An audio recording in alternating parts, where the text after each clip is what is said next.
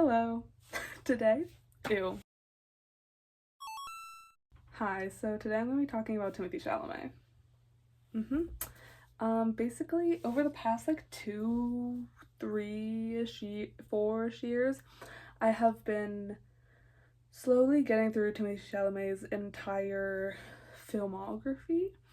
And today I'm going to be ranking them for you, based on his performance specifically. So I'm going to go through each of his movies and sort of talk about whether I like the movie or not, and how I thought his performance was. So, yeah. Alright, so clearly behind me here we have movies I did not watch. So, great start talking about me lying. So I did not watch every single one of his movies, but I pretty much did. Let me explain up here. So this is all based on Letterboxd, and so on Letterboxd you can see for every actor what percentage of like all of their films you have watched. And so it says I've seen 64% of his films, which is not accurate. And let me tell you why. It's a little bit accurate, but just give me a second.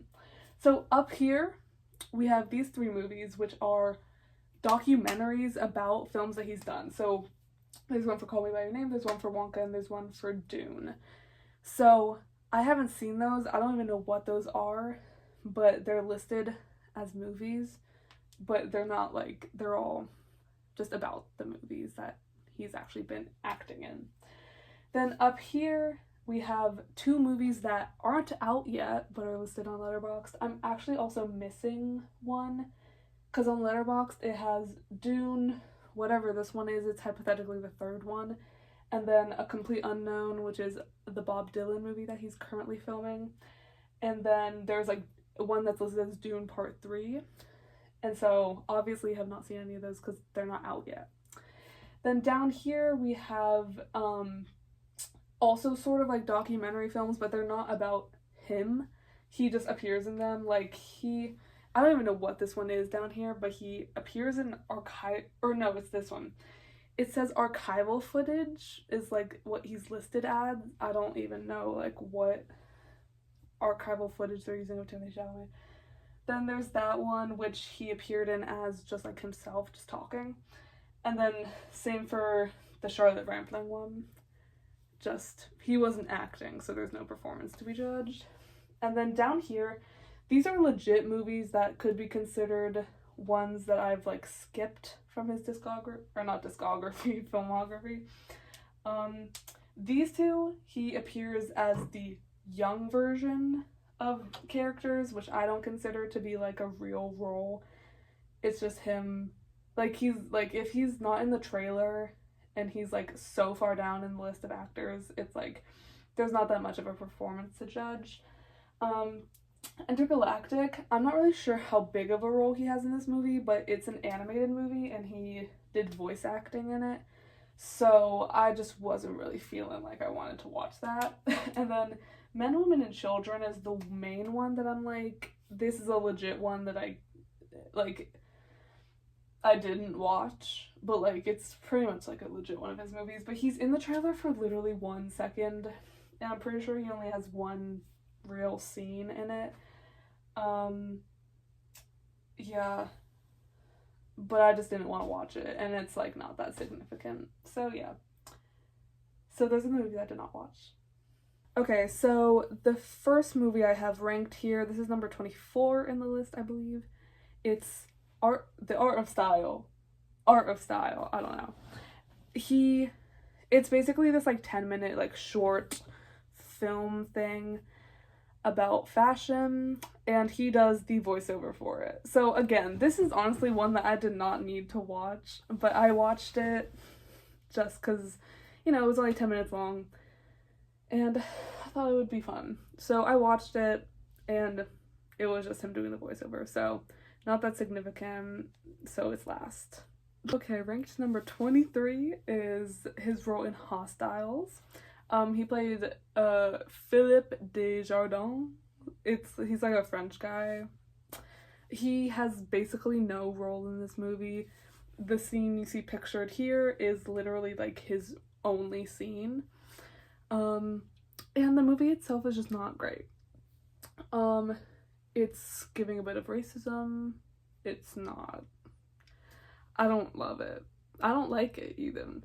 So yeah, this movie came out in 2017. He was 21. He had maybe already done Call Me By Your Name. I don't know when that movie came out. 27. It was around the same time. It was basically just like, he did not need to be doing this. So, it's not, this is one of 2 roles of his that I'm specifically, like, against. So, yeah, that's Hostiles. Okay, number 22 is his movie 1 and 2. His hair, I can't. He looks crazy. But, this movie, there's a lot to say about this one. So it came out in 2015. He was, so what is that? He was 19. Like, that doesn't look like a 19-year-old to me, but whatever. And his character's name is Zach. And basically the whole thing is that it's him and his twin sister who, her name's, it's the girl who plays Sabrina the Teenage Witch. That's his twin sister. And they're sort of like, it's like X-Men, but if it was 2 twins, like, on a farm. It's really weird. And the vibes were just weird. Like, it was just a weird movie, and it wasn't that good. But, you know, at him having, like, a main lead role, I think he was fine. Nothing that crazy about it. But yeah, 1 and 2. I don't recommend. But, like, his acting performance was not that bad. So, yeah. Alright, number 21, we have his role in Butcher's Hill, which is a short film from 2008. So he was 12 in this. It's very, very short. And you can't really find it. It's not on YouTube, which is where I watched most of the short films that are going to be listed in this video. It was like, I had to like dig on the internet to find a video of it. It's crazy. So it's essentially Hansel and Gretel. He plays a character named Samuel, and he's basically Hansel. And it's like him and his sister, these 2 little kids, they're out in the woods, they go into a creepy house, and then, like, I'm not even joking, like, he gets decapitated. Like, I'm actually, like, for the budget that it looks like this short film was made with, the CGI of 12-year-old Timothée Chalamet getting decapitated is, like, crazy. It's, like, graphic. It's actually really crazy. So I have this, you know, ranked above Hostiles, above 1 and 2, because, like, it's not great, but I was like, it was not at all what I was expecting from a short film of Timothée Chalamet in 2008. So yeah, I gotta give it to him. The short film itself, it's like kind of impressive. And his acting performance, not bad. You know, he's 12. He did what he had to do. So I thought it was good.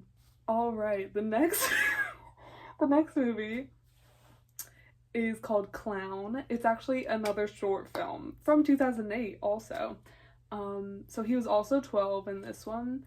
And I mean, like, genuinely all you need to know about the short film is, like, in this picture. Like, it's just, like, a creepy circus, I guess. I don't really know what the deal is.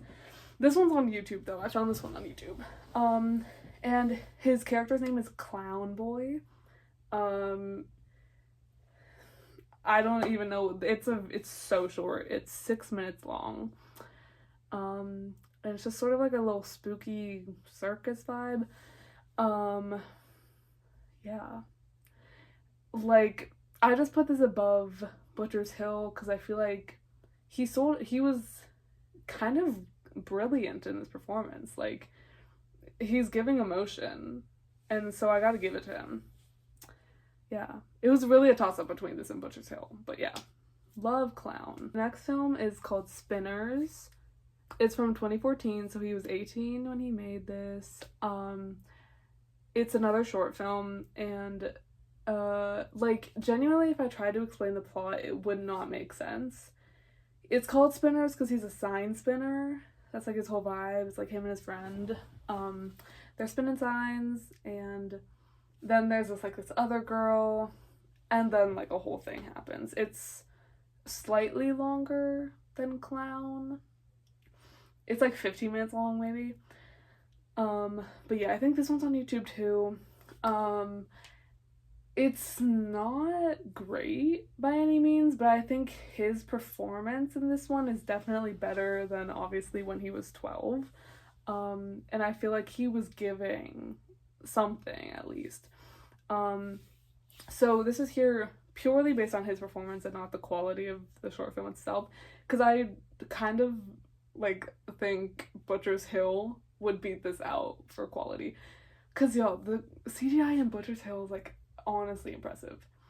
So yeah, there's a lot of factors here, but yeah, Spinners, I mean, I don't recommend, but like the next one, this one genuinely, like, the way they list movies on Letterboxd is so annoying, because this is literally, I wouldn't even consider it a short film.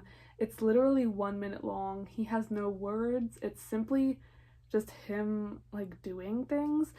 But it's called Horror Show, and it's like, I guess, I don't know if it's still a thing, but there's a few renditions of it where they would get like a theme and then have a few different celebrities who were like the thing of the year come and do like these little 1 minute sort of, not like sketches, but just like get dressed up and like sort of embrace a character, I guess.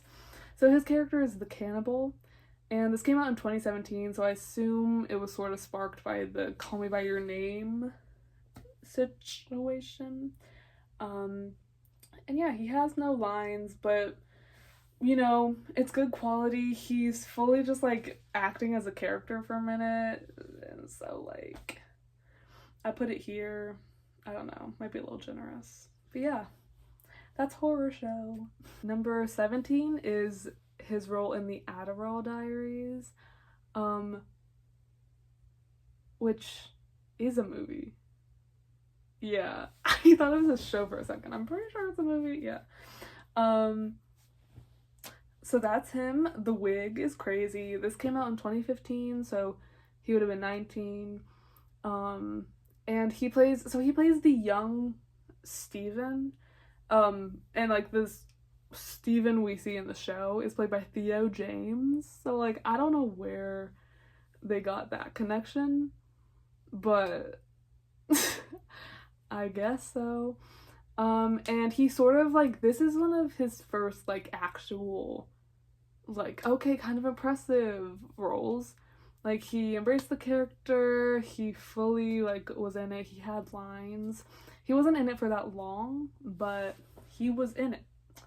So I think his performance in this one is definitely solid. Definitely put him, you know, good thing for his resume. Yeah. Okay, number 16 is his role as young Tom in Interstellar. This was sort of like his breakout role, I think. Obviously, dude, what's his name? I don't know who that guy is.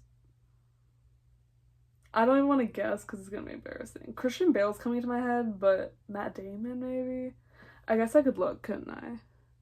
Matthew McConaughey, that's who it is. Okay, anyway. You know, like, being in this movie with him and it being directed by Christopher Nolan, like, this was, like, his big moment. And so this came out in 2014, so he was 18 years old. And he sort of just plays his son. Okay, like, hot take, but I don't think Interstellar is that good. I didn't really enjoy it that much. Like, sorry. And Timothy's role in it is definitely small, but he does have that, like, one, like, monologue scene that's, like, sort of the big scene of the movie. So, like, I had to give him that. Like, he had, like, a great performance in this movie. In that one scene. Like, in the other parts, like, he's in the beginning, and he's sort of just there, but then, like, that one scene is, like, fire. So, I had to give it to him. Number 15 is Hot Summer Nights, which also came out in 2017. So, when he was 19, he was really busy. He was making a lot of stuff. But he plays the character of Daniel, and he's like the main character in this movie. This, when I said in the beginning that there was like one of two roles that I didn't like, this is the second one. It's mainly the fact that I just don't like this movie that much. Like, in theory, I should like it. Like, I feel like this is a movie I would really like. Just like the execution of it, I was not a huge fan of. I was just like, I don't know, it was just like boring and like sort of just like not, you know? So I think his performance in this movie was good, especially him being like the main character. I just don't think it was anything like groundbreaking. But that's sort of what I could say. Like, I feel like people hype up this movie a lot, but it's like really not that good. So, yeah. That's the hard truth about Hot Summer Nights. But yeah. So I don't recommend, but you can watch it if you want. Okay, next is Love the Coopers, which was from 2015. So he was 17 when he made this. No, he was 19 when he made this. Wait. Yes. Yes, so true. Okay, yeah, I got it. He was 19 when he made this, and he has a very small role. It's a big, like, ensemble film. It's, like, the whole family of, like, the Coopers. It's a very stacked cast. Like, Marissa Tomei is in it, Olivia Wilde is in it. That's all I remember at this point, but he's also in it. And I thought his performance was good in it. He had a fun little part. So yeah, I enjoyed this movie despite it not having a lot of him in it. So it's, put a little higher. So yeah. And he plays, let me see who he plays. I honestly don't know what his character's name is. It's gonna be Charlie. So that's Charlie. Number 13 is his role in Ladybird, which was also made in 2017. Like, he was doing so much in 2017. But so he was like 21 when he made this. And he plays Kyle. He doesn't have a big role in this movie either.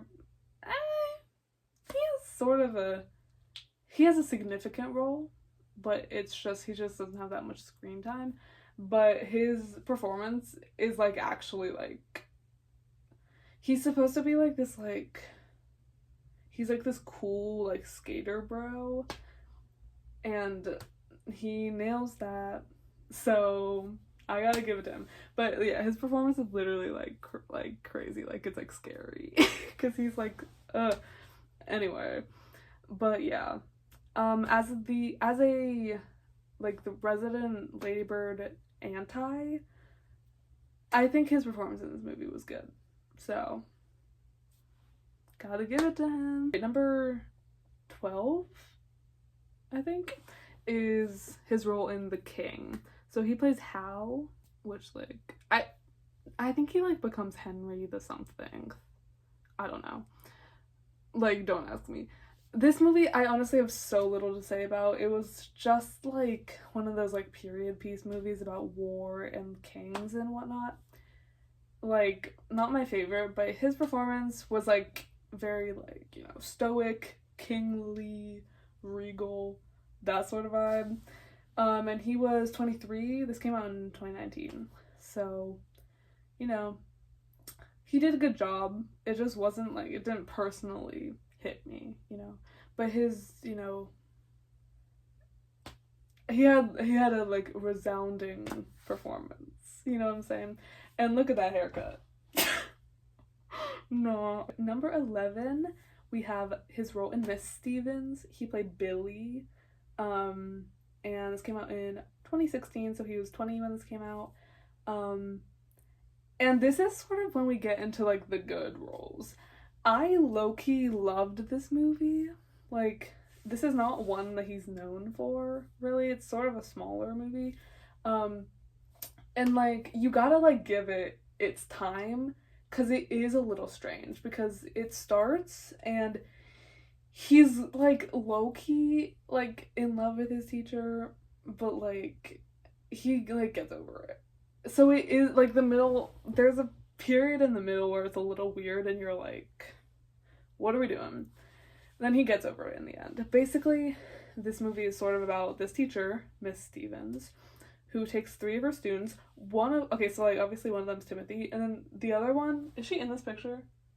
No, that's the other kid. But probably just out of frame of this photo is, what's her name? Lily, the girl from Riverdale. The blonde one. Her. Lily Reinhart. Her. She's in this movie. But he's, like, the main, him and Miss Stevens are, like, the 2 main characters. And it's, like, they're all going for this weekend trip because they're going to some, like, it's not theater, but it's, like, spoken word competition, which is, like, crazy. And so it's, like, in the end, you know, he, like, gains his confidence and his passion, and he, like, does, like, performs this amazing monologue that's, like, so good. And so his role in this movie is really good. And, like, from this point on, it's, like, all of these roles are great. It's just, like, there's ones that are better.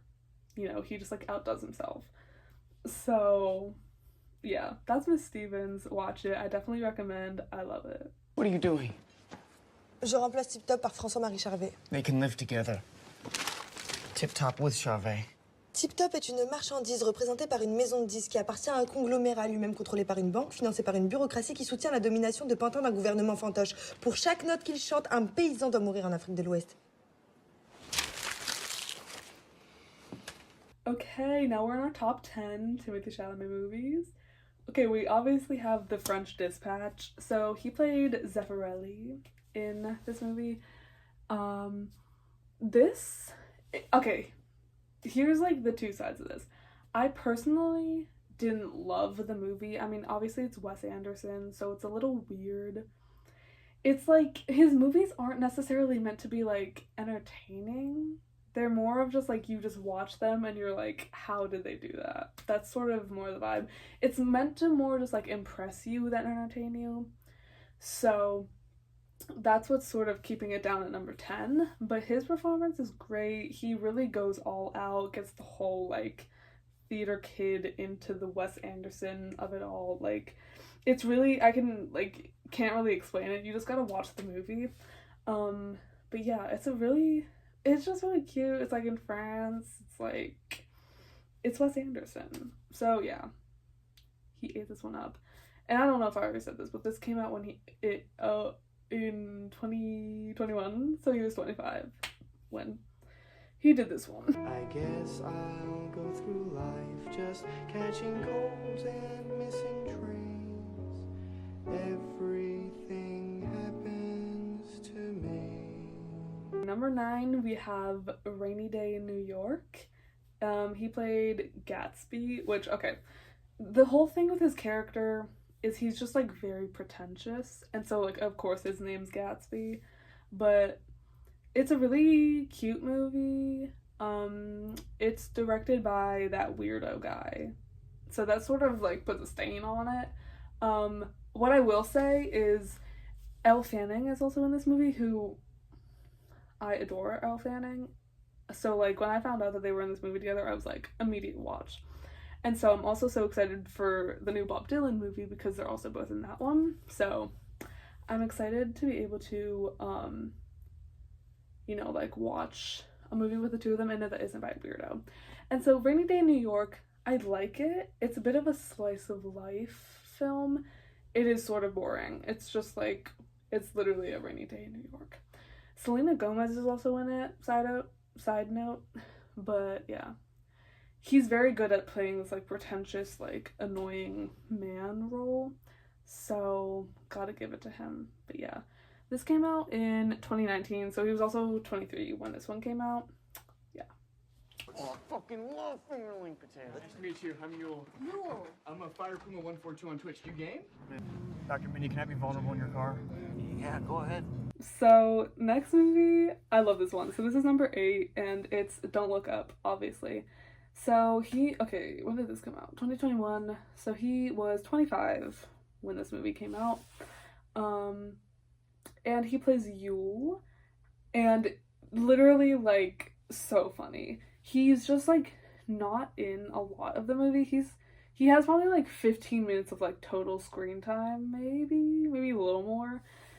But like he is so good in the time that he's in it. Like I honestly truly believe that this movie like changed some people's opinions about him because like at this point, what he had done Call Me by Your Name, he had done Little Women, he had done The French Dispatch. So he was known for these sort of like artsy, sort of like more dramatic movies. And so people were like, okay, whatever. And then he came out and did like this just like hilarious role. And I honestly think a lot of people were like, okay, he's alright. And it sort of like allowed him to sort of transfer into more like I don't know. I don't know. Like he's got sort of like a comedy side to him that isn't really seen in his real dramatic roles, but like in real life he's like, please insert video of him doing his rap when he was in high school.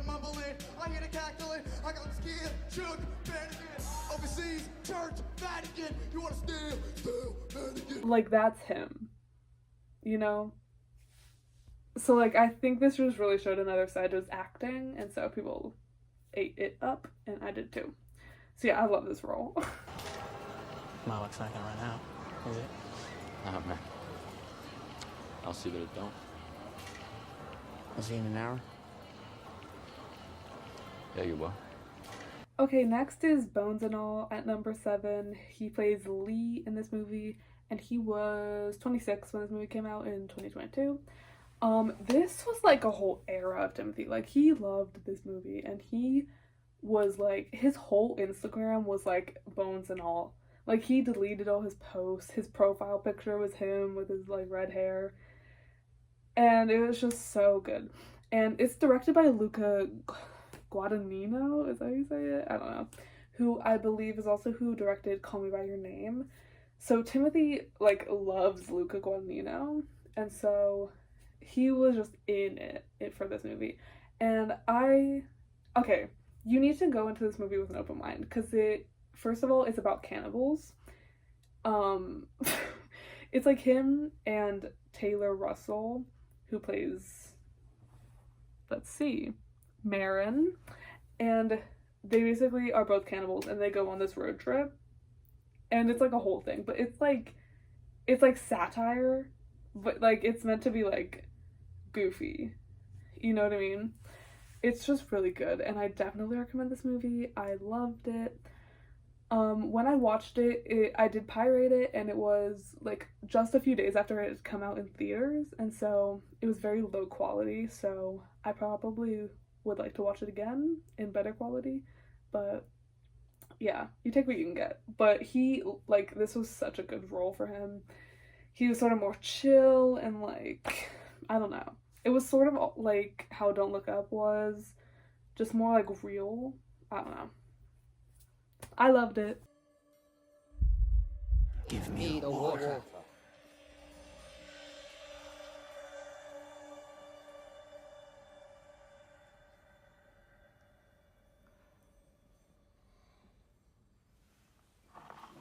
Almost. Almost. Next at number 6, we have Dune Part 1, which he was 25, because it came out in 2021, and he plays Paul Atreides, and I think he ate this role up. Like, I honestly don't, I feel like everyone knows about his performance in Dune. Like, he just did a good job. That's honestly all I have to say. And I'll save it because I'm about to talk more about Dune, so. Men and women alike, what we do for the benefit of all. Well, I'd very much like to be equal to you. So at number 5, right above Dune Part 1 is Dune Part 2. I simply have this ranked above it because I think the movie overall is like Dune 2 is so good. Dune 1 was good, but like Dune 2 is so good. And like he just like I don't think there was like honestly I don't think there was a significant improvement in his performance. I think he's just like good in the role of Paul. And he was 28, or I guess he was 27 when he filmed it, but he was 28 when it came out. He's 28 right now. It came out like 2 months ago. So yeah, I think Dune Part 2 A, and it's his 5th best performance. So like, go off, Timothy. Living there, you'll be free if you truly wish to be. I don't know how controversial of an opinion this is, but obviously number 4 is Wonka. He played Willy Wonka. He's 27, came out last year. I think he was great in this role. I'm sure there's people who think he wasn't great in this role, but I just think the ability to be doing like Dune and like all these like modern like really like in your feelings movies, and then to come out and do a musical theater like Willy Wonka, like I just think he has the most versatile like abilities ever.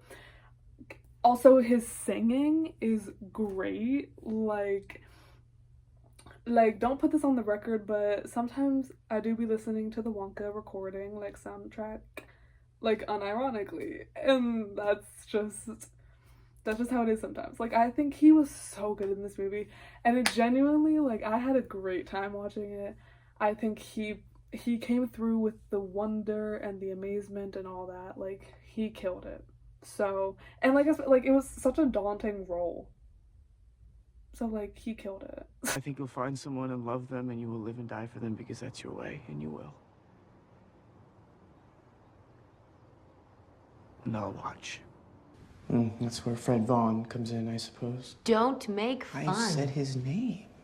Okay, so it is entirely the next day, if you can't tell by the whole outfit change.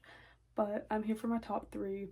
So obviously, number 3 we have Laurie from Little Women.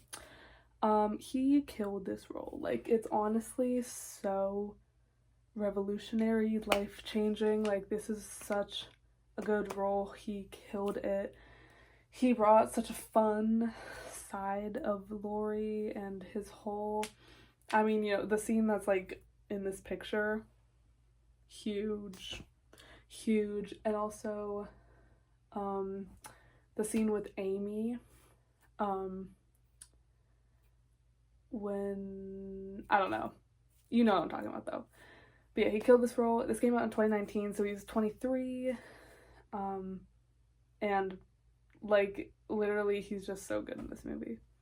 Oh, you're getting married, I suppose? I might be getting married next spring, yeah. You never said anything. Of course, number 2, we have, this is probably, I would say, his most famous role. I mean, maybe Dune is bigger now, but like this was like his legit like big break. Huge. It's Call Me by Your Name, if I didn't mention that. He plays Elio. And this is genuinely like still one of my favorite movies to this day. Like it's such a good movie. I love it. And so this came out in 2017, so he was 19. No. He was 21. He was 21 when he filmed this. And like it's just so good. Like his acting, especially at the very end of this movie, so good. The whole movie is just so beautiful, and he literally eats up. Yeah. I honestly don't know what else to say. You just gotta watch the movie because he's so precious. You don't like who I am now. Yeah? Who are you, Nick? This is me, Dad. Here, this is who I am. What's wrong with you people? No, you fucking suffocate me! You fucking suffocate me! And finally, number 1 is Beautiful Boy. He plays Nick. Yeah, he plays Nick Chef. And like I will die on this hill. This is like by far his best role ever. If you haven't seen Beautiful Boy, you need to watch it because it is so good. And like the best part of this movie is his performance. Like he brings it. It's so good. And it's just like he's like a drug addict, you know, classic. And he's like running away from home and he's like trying to figure it out, and it's so dramatic. And Steve Carell plays his dad. So, you know, they do a lot together. And it's so good. It's like one of my favorite movies ever. Just like Call Me By Your Name. And yeah, just genuinely like no performance would ever beat this. This movie came out in 2018. Let me fact check. I guess it was after Call Me By Your Name. Hold on. It did come out in 2018. I was right. So he was 22. Like, this was, like, right after Call Me By Your Name. And so for him to, like, level up to this, it's so good. And I just love this movie. And it's no doubt his best role. So, yeah. That's all.